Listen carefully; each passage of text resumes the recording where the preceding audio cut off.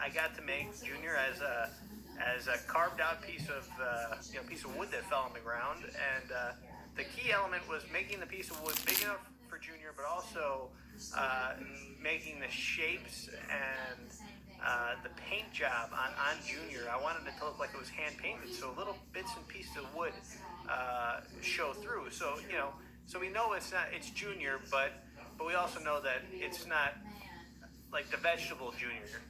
He's not a real vegetable yet. And just to get the idea that too, I mean, I look back at like Wizard of Oz with Lunt as the Scarecrow and Paul Grape as the Lion. That idea that we could actually paint their surfaces and kind of get this texture on them, but still kind of definitely have the same flavor and the same movement of the original character. And then it was fun. So he just has a nice wood feel, and even in sound effects, Adam Frick, who did the sound design for the show, with Pistachio's hops, they're a little more wooden sounding as he hops around. So it kind of just gives him that a little bit of that flavor, which is great. Okay, so this time around we actually wanted to go for a more conventional looking take on the gelato character, and one of my first drawings was just we want to keep our costumes simple, we first started added hair back to our characters way back when we actually did the. That was Schoolhouse Polka.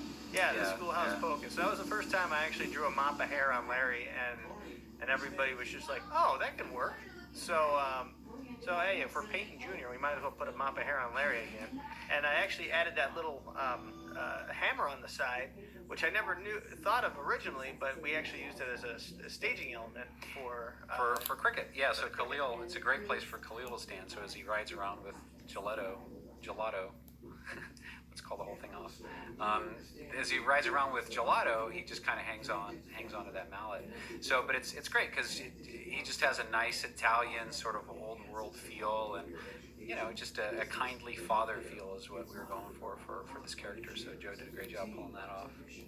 He's back! Hey, it's our friend Khalil. So he plays the role of Cricket, which in the original book was an actual cricket, but we don't have an actual veggie cricket, and we just thought it'd be really fun to take the character of Khalil.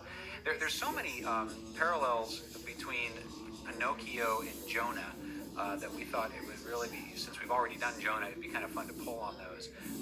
And one of those with obviously there wasn't a cricket in Jonah, but the character Khalil was in Jonah, so we wanted to pull him into Pinocchio, into Pistachio, and give him sort of an Italian, just sort of a 19th century Italian feel. And it's not really hard to make this guy look Italian. He's already got that beautiful mustache, and all you got to do is put that cool Italian cap on him, and voila, there you he's go. Italian.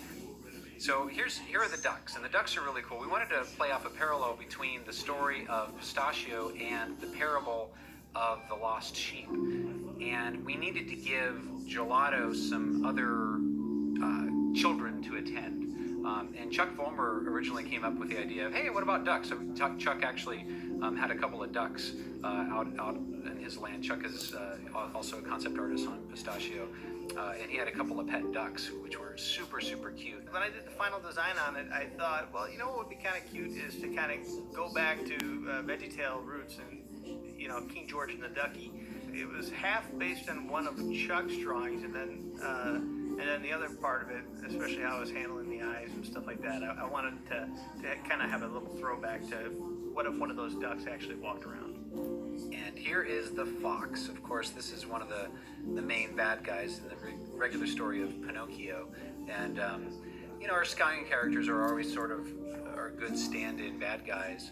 And, using one of them as a fox is much easier than modeling a whole new fox. So, Joe just took a stab at, designing him as the fox and the cat with two of our Stallion characters.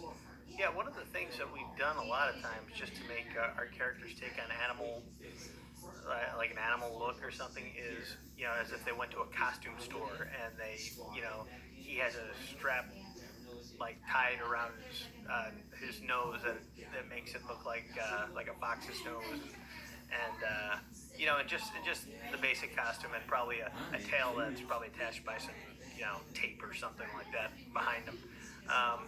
So it just kind of, it's kind of a fun way of drawing a character, because all of our characters are essentially, they all know they're on stage. Sure. So, we can take a real stage play feel to it. So, just put them in a costume. We don't have to really think that they're a real fox, but hey, here's this scallion dressed up like a fox playing this part. Almost. That's great. And the fun thing about this too, which is what the animators added a really nice touch to. They actually animated his tail, and it just has a really nice, flow to it and overlap, and it just really adds to the characterization of him. So, initially we were thinking of it just as a straight costume, kind of static tail, but we were able to get a lot of acting out of it, which is really, really cool. These are Gelato's brothers. On the left we have Milano, in the middle is Espresso, on the right is Dorito. And these guys are just hilarious in the show. We wanted to, give just the backstory of Gelato, kind of telling about, where his brothers went when he was younger, and give him a reason to meet up with his brothers later in the whale. But Joe, you drew these three characters as his brothers, and it was just immediately oh yeah, we got to do that. We had brought Larry had introduced his three brothers to Bob in a previous episode, but they had been designed. We didn't have really any design budget for them, and they had been done really quickly, so they were basically just different versions of Larry. So it was really great to go back and just have that real character design with these guys.